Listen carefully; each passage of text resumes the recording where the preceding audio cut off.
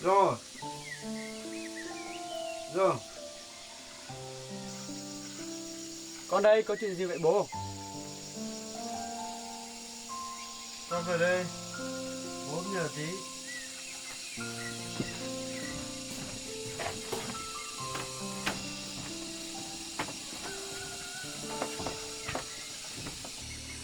Con đây rồi bố. Có chuyện gì vậy ạ?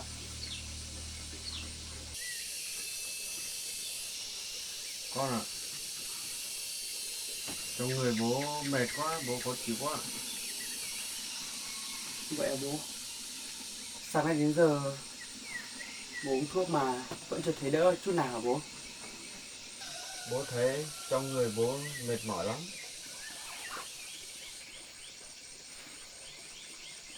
Con nghĩ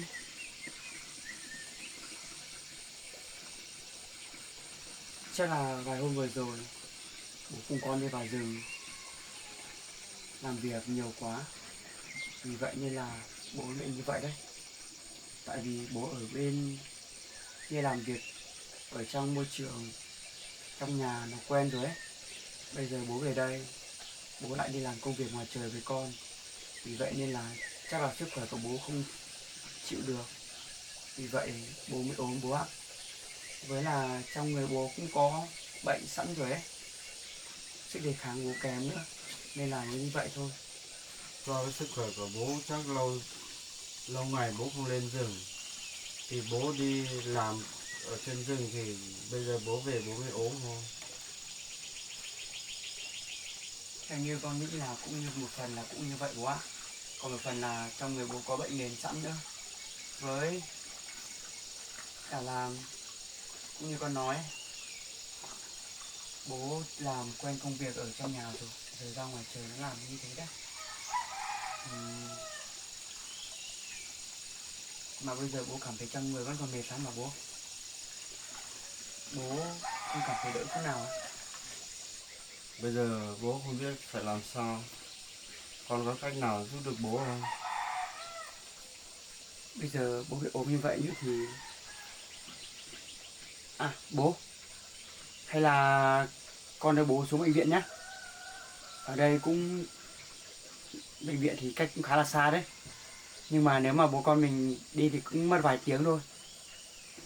Hay là bố đi với con xuống đấy chữa trị và uống thuốc thì nó sẽ khỏi nhanh hơn đấy. Với cả là được sự chăm sóc của các bác sĩ thì con nghĩ sẽ tốt hơn, và họ sẽ biết nắm rõ được bệnh tình của mình hơn đấy bố ạ. Bây giờ đi bệnh viện thì nó cũng xa, rồi mình cũng khó đi ấy. Thế lại con ở nhà cũng có gà vịt này, chó này, các kiểu nữa, đi không ai chăm sóc cho. Xem con có cách nào ở trong lán này, con có trong nhà này con có thuốc gì không, đưa cho bố uống tạm cũng được.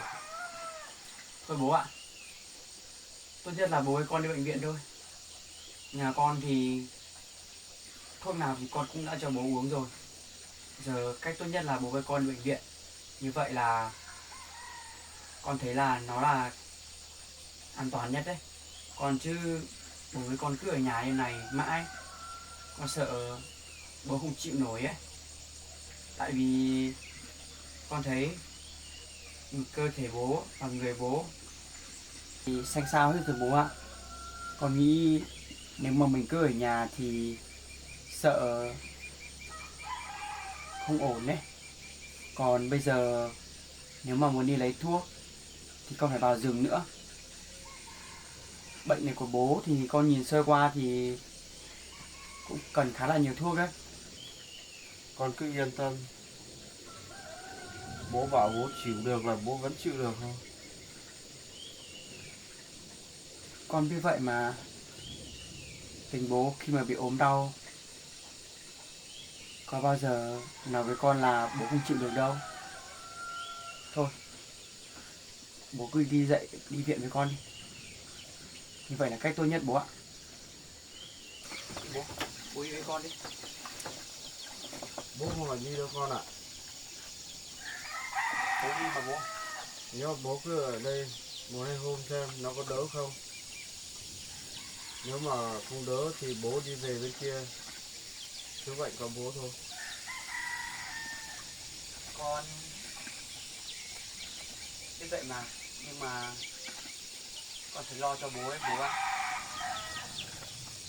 Anh yên tâm đi. Bố ở đây vài hôm, nếu mà không khỏi thì bố sẽ đi về bên kia. Bên kia kiểu nước nó phát triển hơn. Bác sĩ bên đấy nó cũng giỏi hơn. Nếu mà không đỡ thì bố phải đi về bên đấy chữa. Con biết vậy mà. Ở bên nước bạn thì chắc chắn là điều kiện về y tế thì nó sẽ phát triển hơn từ bố. Và bác sĩ thì người ta cũng sẽ có nghiên cứu chuyên sâu hơn căn bệnh của bố như hơn là ở đây. Tại vì ở đây chỉ là vùng quê thôi, mọi cơ sở vật chất của nó đều không được chất lượng và tốt như ở bên nơi mà hiện tại bố đang làm việc đấy bố. Nhưng mà theo con nghĩ là có như nào thì mình dùng như vậy thôi. Chỉ cần là trước khỏi bệnh cho bố là con mừng rồi ạ. Thôi, lần này con không phải lo đâu. Con có việc gì con cứ đi làm đi. Bố vẫn chịu rồi. Việc thì con vẫn còn nhiều lắm bố ạ. Nhưng mà bố đang bị ốm như thế này thì con làm sao có tâm trạng để đi làm việc ạ.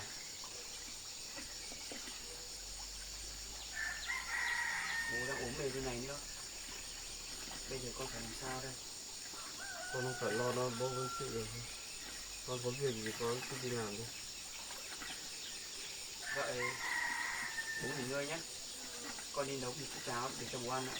Rồi, Ăn xong rồi thì nếu mà không đỡ thì con sẽ đi lấy thuốc cho bố sau ạ. rồi.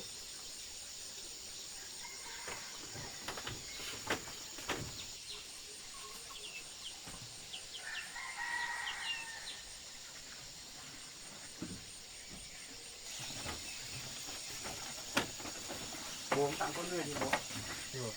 Con cứ để đấy đi. Nước ấm ấy. Bố chạm vào cho xem không có đỡ không. Rồi, con cứ để đấy chứ bố uống. Con đi nấu một chút cháo cho bố ăn. Sau đó rồi con lấy thuốc cho bố uống nhé. Rồi, Đây, nó còn ở đây nhé. rồi. Con cứ đi làm đi. Nếu mà bố cảm thấy mệt quá thì bố bảo con nhé. Rồi.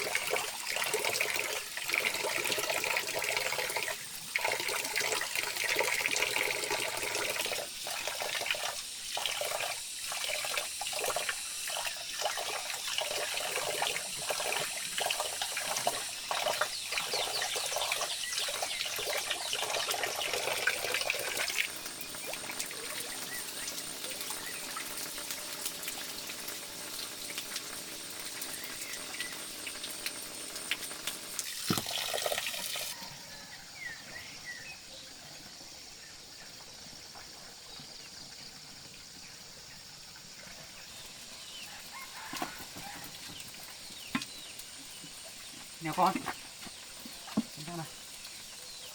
Con đang ở trên.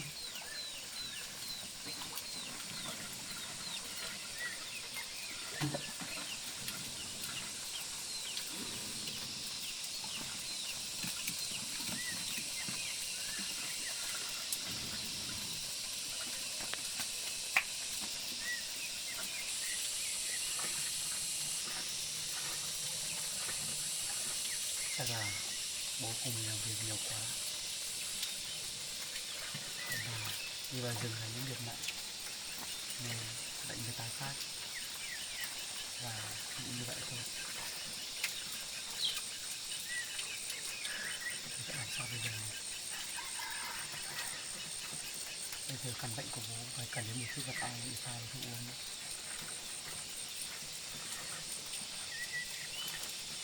Tôi thì lấy trái đầu lăn xanh, mình xem ông nó có lỗi hay không.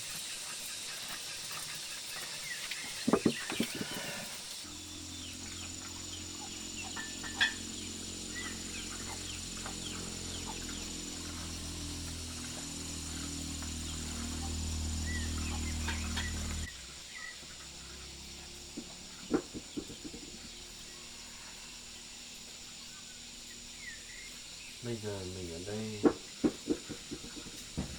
thì cũng ở phiền cho con trai mình thôi.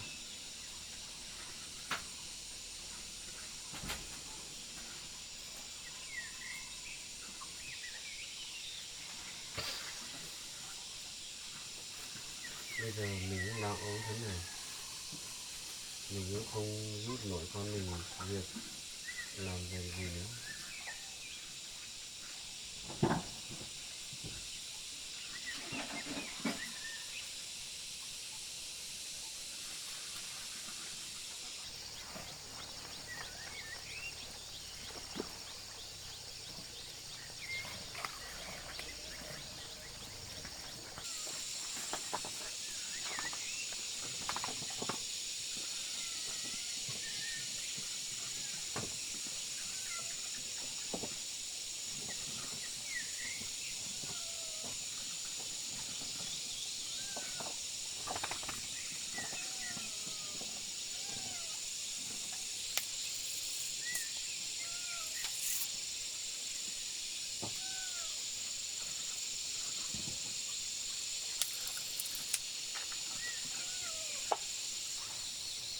Mấy củ này bố chỉ với phơi thôi mà, công nhận là còn tươi, phơi còn khô thế đấy.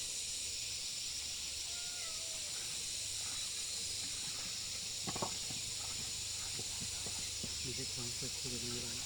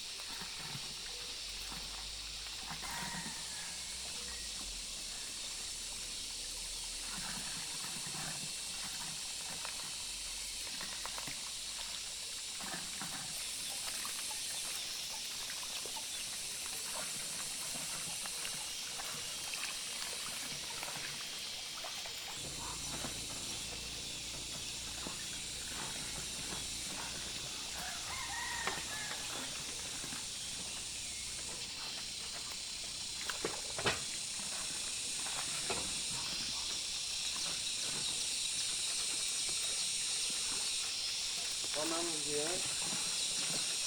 Cái nấu cháo bố ạ. Sao bố không ở trong nhà đi? Bố ra ngoài làm gì hả? Bố ở trong nhà cũng khó, để bố ra đây ngồi. À, vậy bố ngồi nghỉ ngơi đi bố. Con nấu sắp được cháo rồi đấy.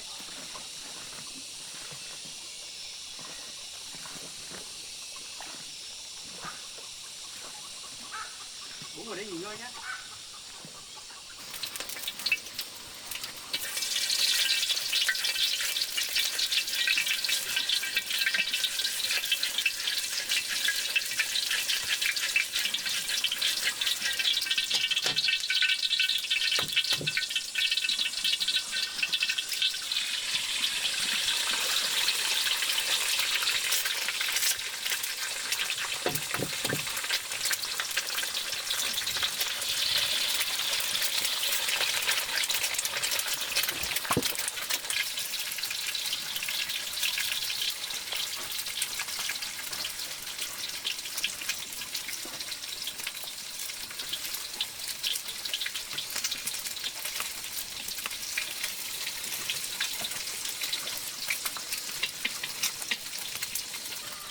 Còn vẫn có 2 quả trứng thôi. Bây giờ mình cứ để bố ăn trước vậy. Mình nhịn một chút không sao. Bố cũng đang bị ốm này. Bố ngồi đấy đợi con nhé.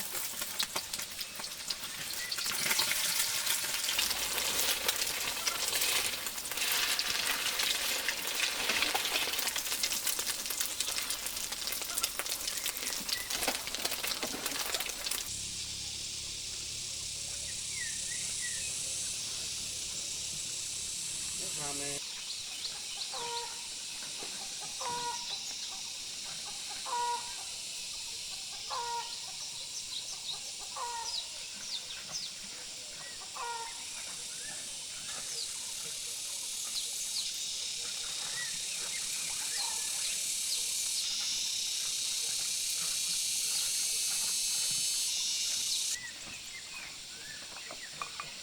Bố ơi, đây con nấu xong rồi bố ăn cháo đi.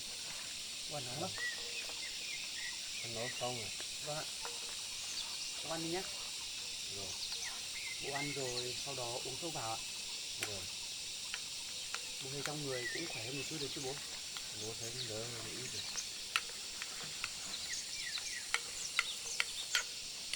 Bố ăn nhiều vào, ăn xong rồi còn uống thuốc.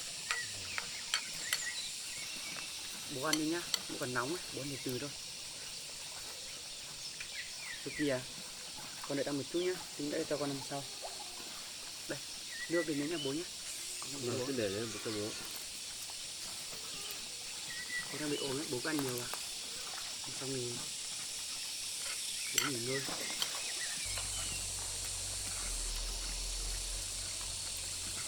Xong rồi. Con không ăn nữa đi. Bố là con ăn rồi bố ạ. Bố cứ ăn đi. Nãy con nấu thì con tranh thủ lúc bố đang nghỉ ngơi trong nhà. Con ăn rồi nên là bố cứ ăn đi ạ. Lát nữa con đói thì con ăn tiếp ạ.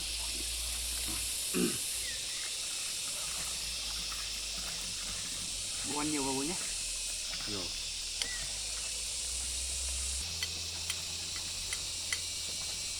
Bố cảm ơn con.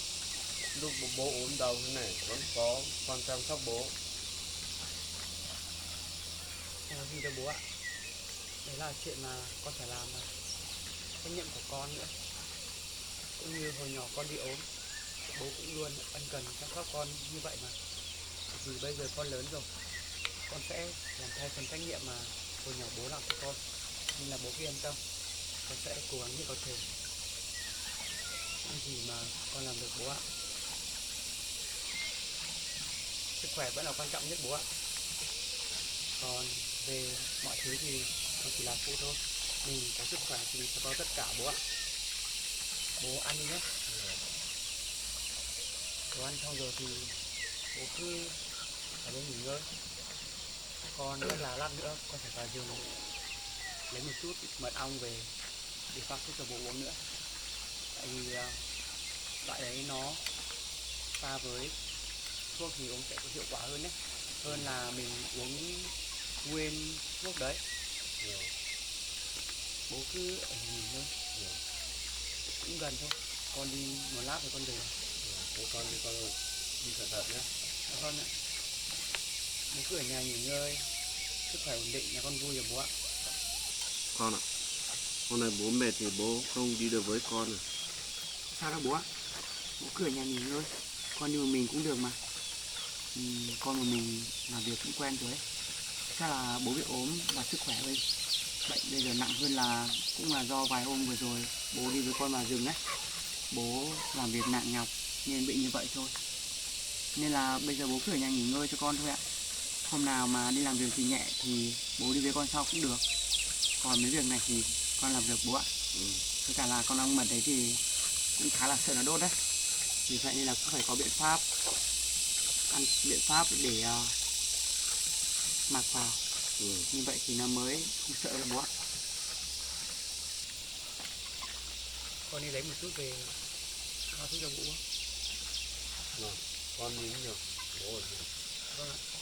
Bố ở nhà, bố cứ nằm trong giường nghỉ ngơi thôi, không phải ra ngoài này đâu. Ra ngoài này chả may trúng gió, mà trời đang nắng nữa, bố bị say nắng đấy bố ạ. Con thấy như thế là cái bệnh tình nó càng nặng hơn thôi. Bố ăn đi nhé. Ăn sau đó thì khi nào con lấy thuốc cho bố uống, rồi con mới đi ạ. Con cứ đi. Vâng ạ. Vậy bố người đi nghỉ ngơi nhé. Nay trời cũng nắng sớm nữa, con tranh thủ con còn đi nữa cơ. Đúng rồi, con cứ đi, không có tí nó nắng đấy. Vậy bố nghỉ ngơi nhé, con đi vào trong ngay rừng kia lấy một chút thuốc cho bố đã. Rồi con mới đi lấy mật ong sau. Đúng rồi.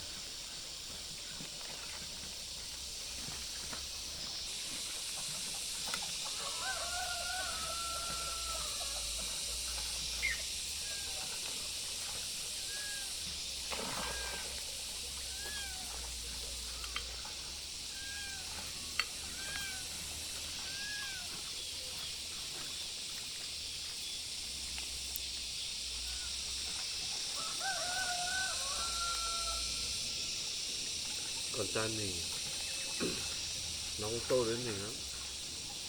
Không có lúc mình ốm đau thế này không có ai chăm sóc mình.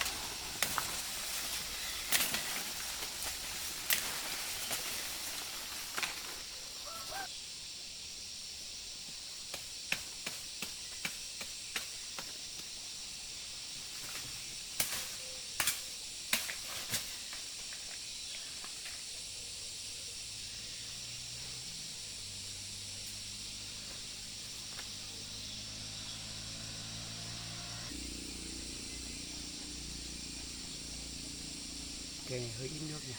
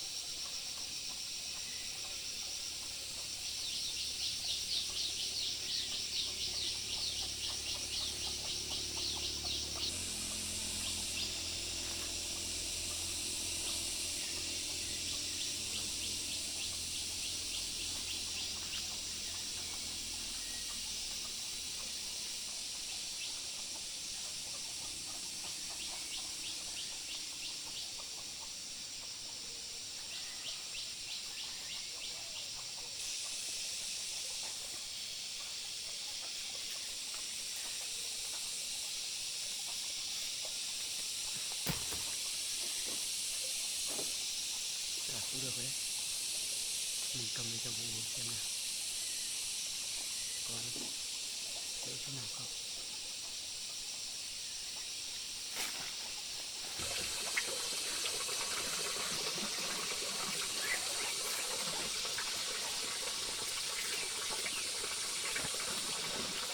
Bố ơi, bố, con mới đi ở trong cái kia đặt cái thuốc mà anh mọi con thấy ấy. Cái cây dây leo đấy có nhiều nước đó, và cũng có tác dụng tốt về giúp mình giảm đau đầu và tăng cường sức đề kháng nữa bố ạ. Bố bố như sức đề kháng, bố dạy bố thế này.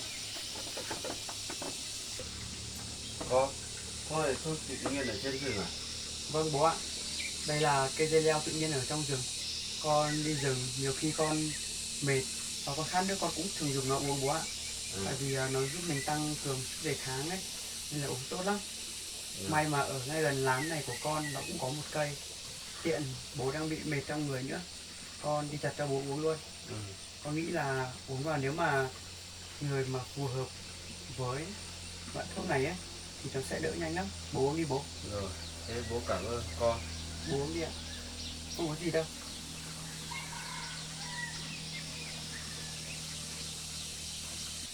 Bố uống chưa bố? Bố xong rồi.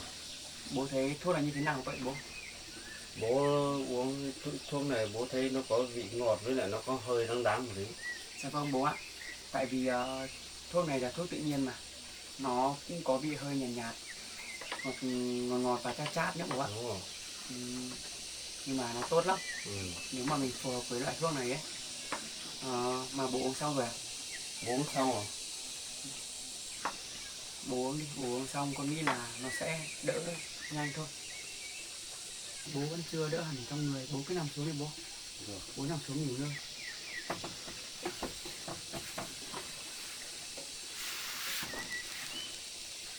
Trời cũng nắng rồi đấy. Chắc là bây giờ con vào trong rừng kia tìm một chút mật ong về để làm thuốc cho bố nữa. Rồi, con nghĩ thì nó đi đi. Giờ trời nó cũng gần trưa nó nắng. Không có tí nào nắng không đi được. Dạ vâng ạ. Vậy bố cứ nghỉ ngơi nhé. Bố cũng đã uống thuốc rồi. Bố nghỉ ngơi, khi nào con về rồi con gọi bố ạ. Rồi, con cứ đi đi. Nếu mà bố ở nhà mệt quá thì cũng thông báo cho con nhé. Rồi. Con cũng phải đi luôn đi bố. Rồi, con đi đi. Dạ vâng ạ. Bố nghỉ ngơi nhé. Rồi.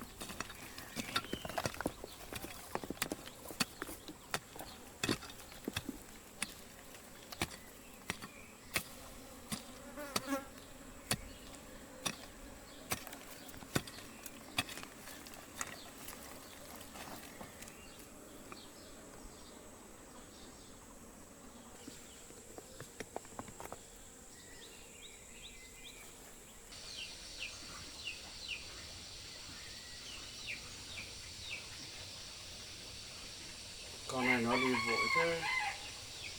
Bên nó chăn gà chăn gì chưa? Mình dậy đi xem nào.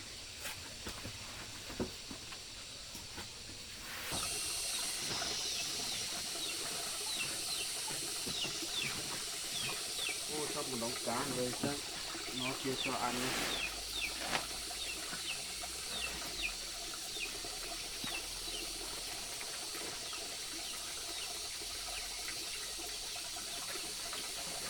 Nó nằm đây xem, nó gần gì đấy.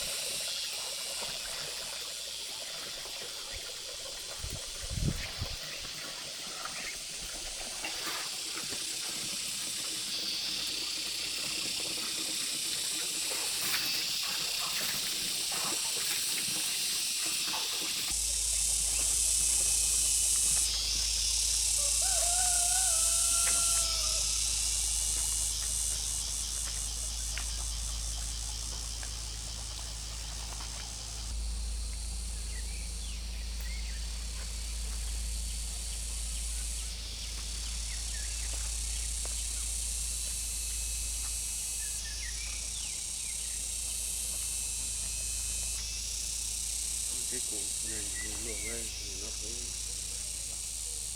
chỉ có mấy ngày thôi mà nó cũng gần khô rồi.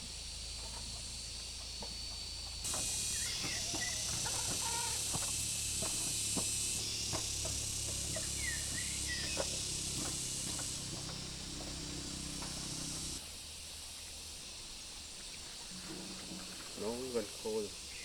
Rồi cố khô mấy nắng nữa cho nó khô. Khi nào mình đi về bên kia thì mình sẽ cầm nó đi về này, bên kia làm thuốc.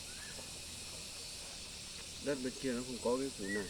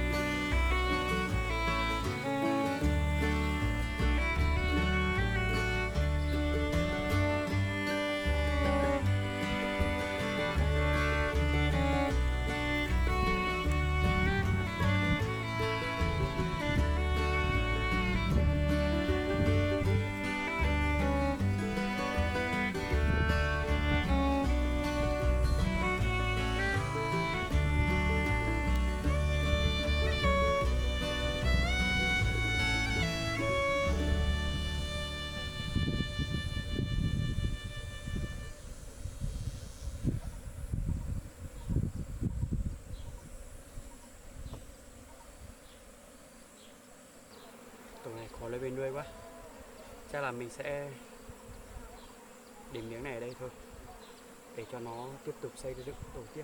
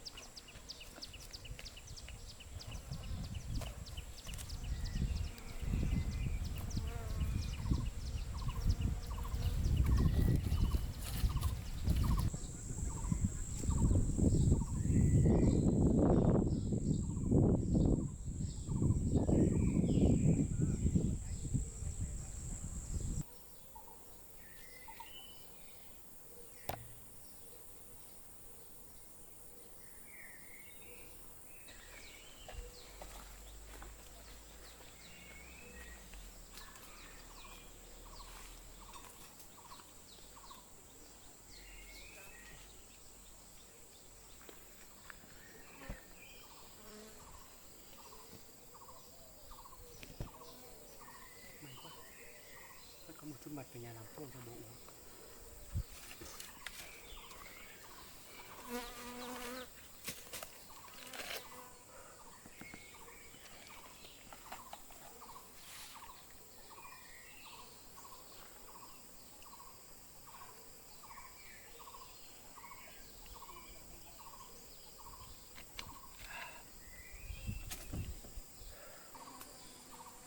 Tổ này khả năng là mới về ở thôi. May quá, lấy được mật ong là tốt rồi. Bệnh tình của bố đang nặng nữa, giờ phải cần mật ong pha với một chút thuốc thì mới uống được. Bằng này chắc là cũng đủ rồi.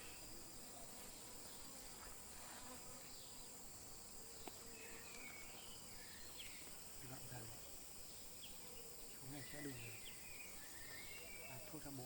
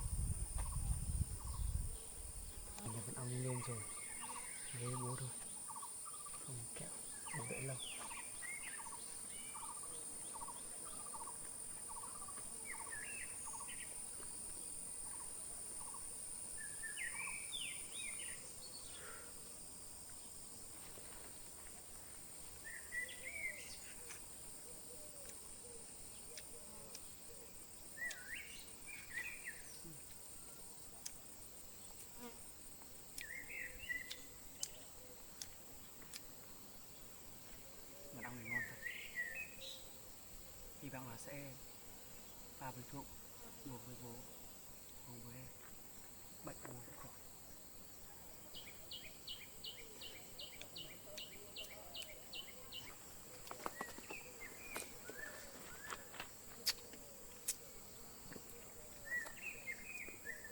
Tranh thủ lấy cái này rồi về với bố thôi.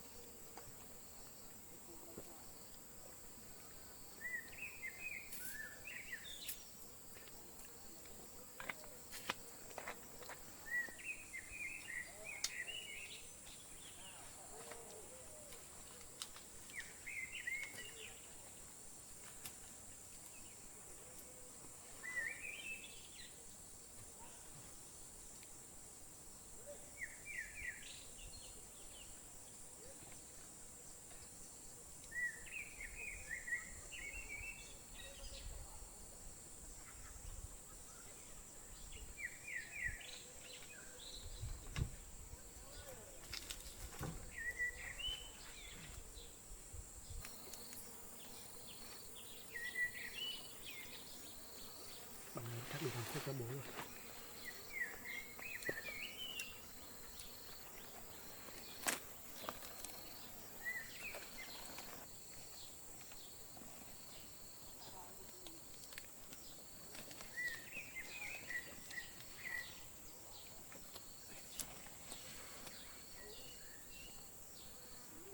Mình không về đâu, không bố để đâu.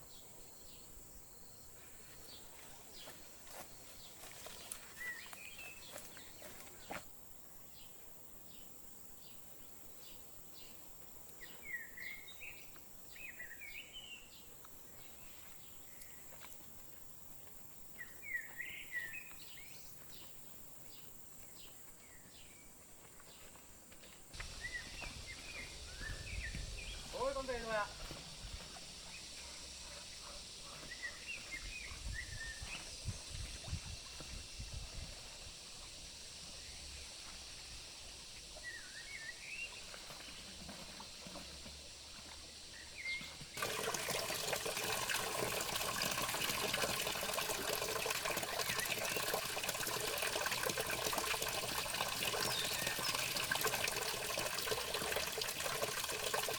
Đúng là con rừng này.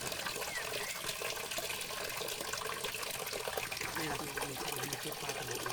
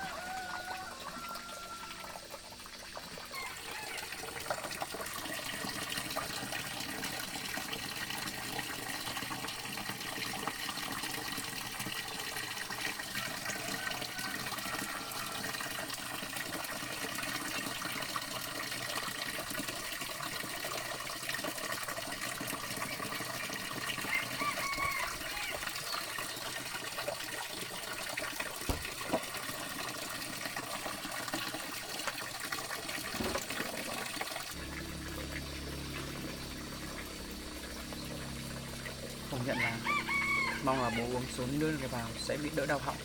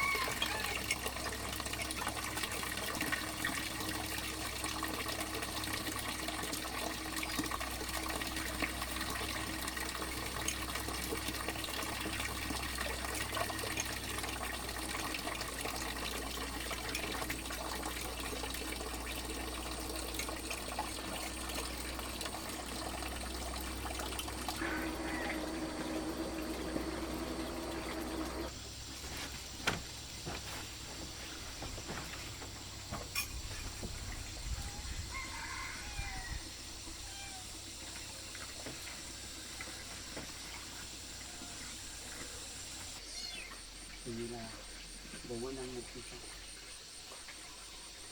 là bố đang 100 rồi. Thôi thì là bố dậy hết thôi rồi. Nghỉ ngơi sao?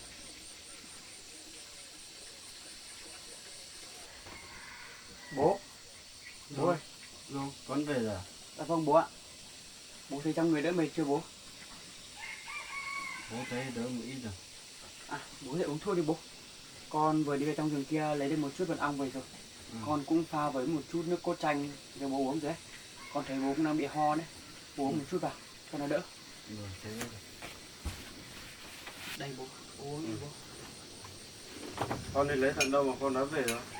Con đi lấy ở trên nương kia về thôi bố ạ. Ừ. Để nọ con thấy rồi ấy. Ừ. Giờ này con chỉ đi lấy luôn thôi ạ. Ừ. Bố uống vào đi. Rồi. Cái này bị ho uống vào tốt lắm bố ạ. Ừ. Với cả là thuốc này có công dụng, mật ong này cũng có công dụng tốt nữa. Ừ. Nhưng mà tổ này đợt này con lấy nó hơi ít mật bố ạ. À. Hình như là nó mới về đấy ở luôn đấy. Nó chỉ có vài tảng mật thôi. Ừ. Với cả con đấy.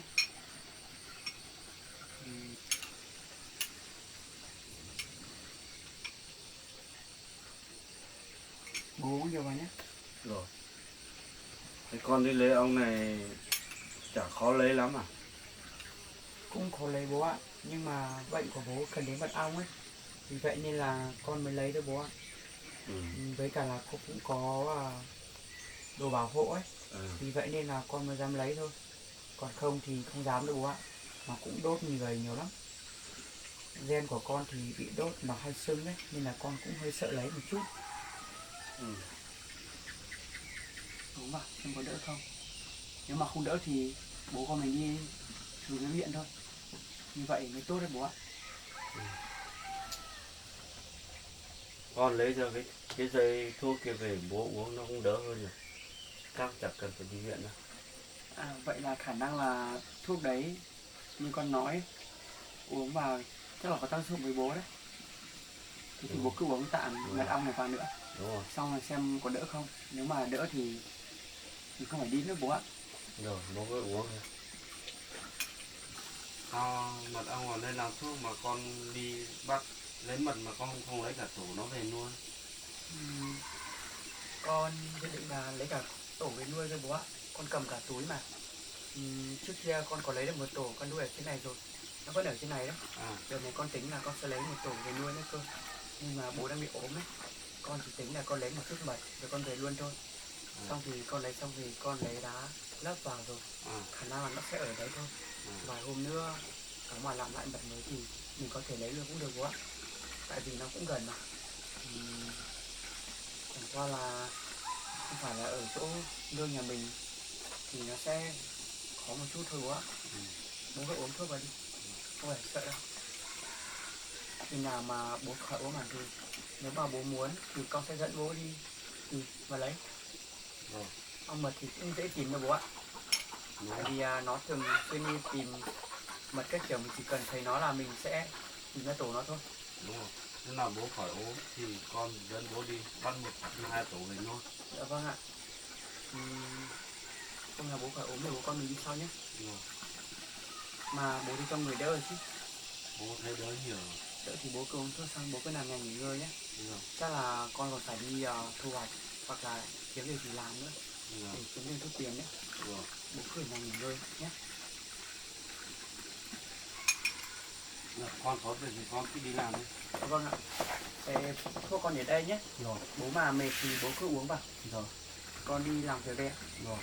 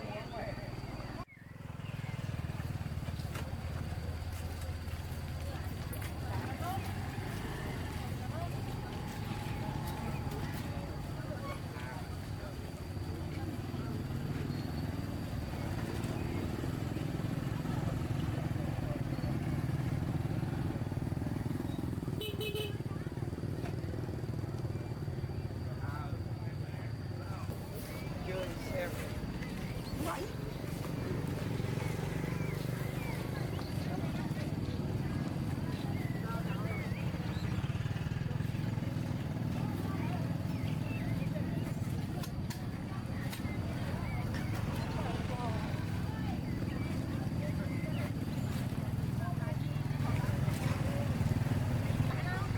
Thôi cháu thì bán thôi.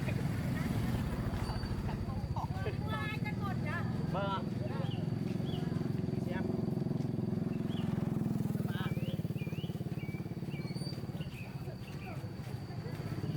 Xa rồi.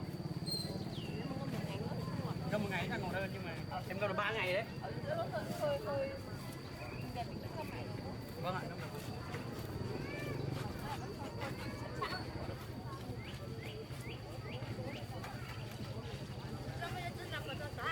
Xa đấy. Chị cậu xa rồi. Dạ cho bán người nhìn ạ.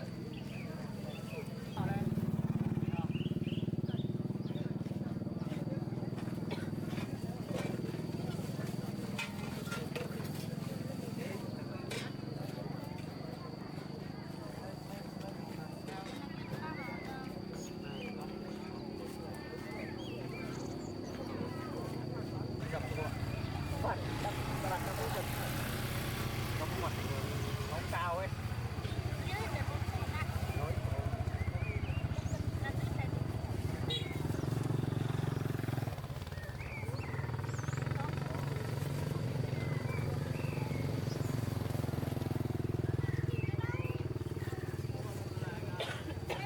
Khẩu đang.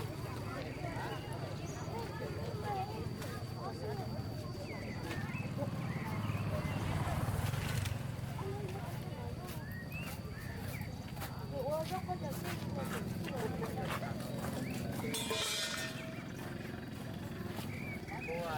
3 cân như cô ạ.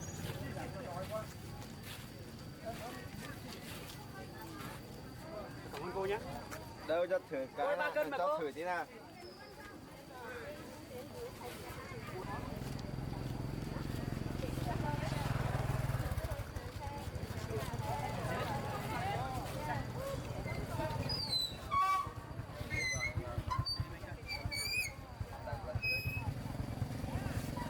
Cảm ơn anh. Hồng to này là nó chỉ ngon được như thế này thôi. Vâng. Nó không thể ngon bằng hồng mấy bé kia. Được, còn anh lấy hết đi anh ạ. Cần ghế không? Cái nào?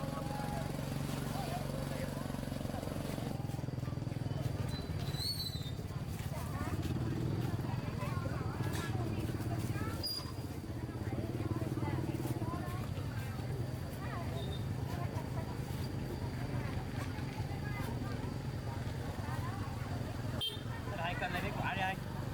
Thì cho.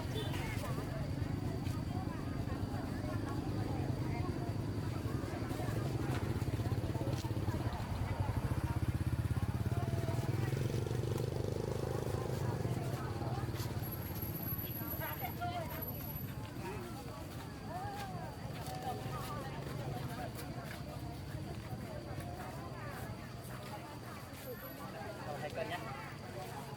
Cảm ơn nhé.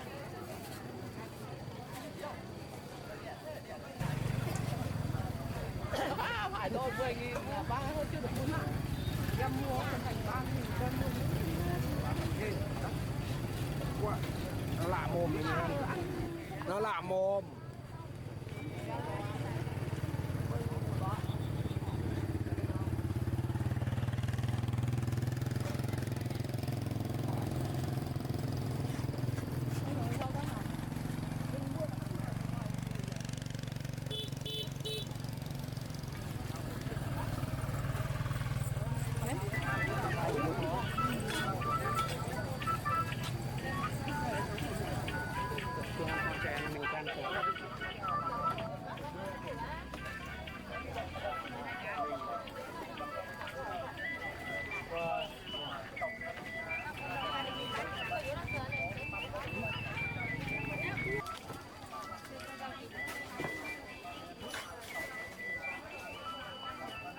Phương bạn thêm món nào nè. ไม่ไปได้ตันสวนแล้วนะ Con má mày.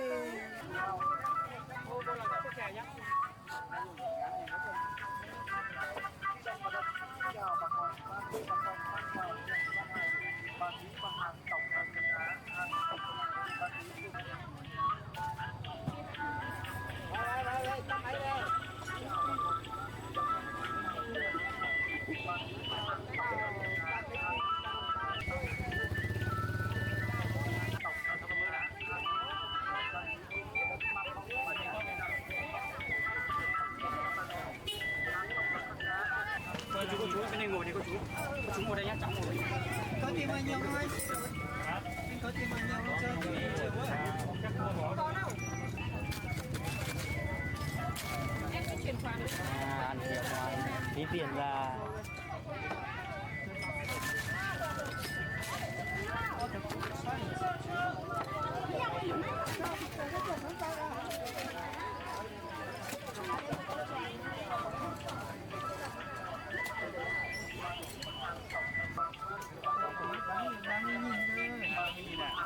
Của anh trả lại tiền, em cứ bán 30.000 đi. Bán đây anh trả.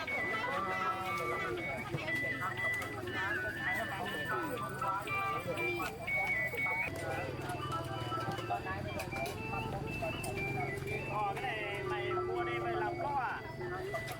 Sống có tiền có một từ.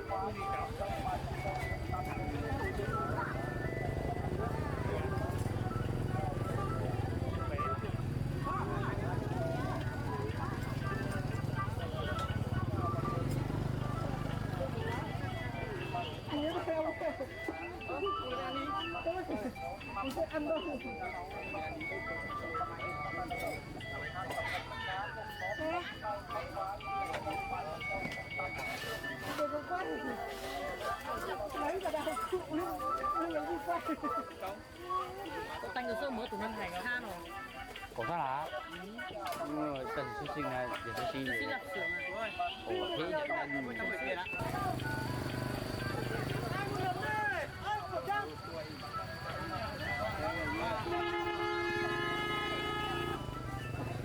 Về ăn tiền quá.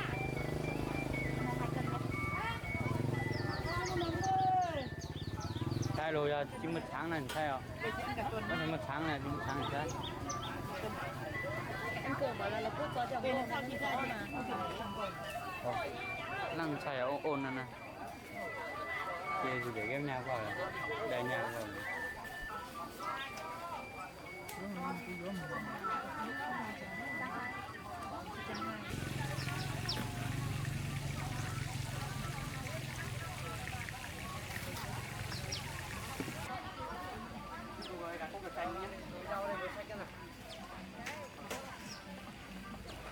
Đây rồi, cách đi của mình đây rồi.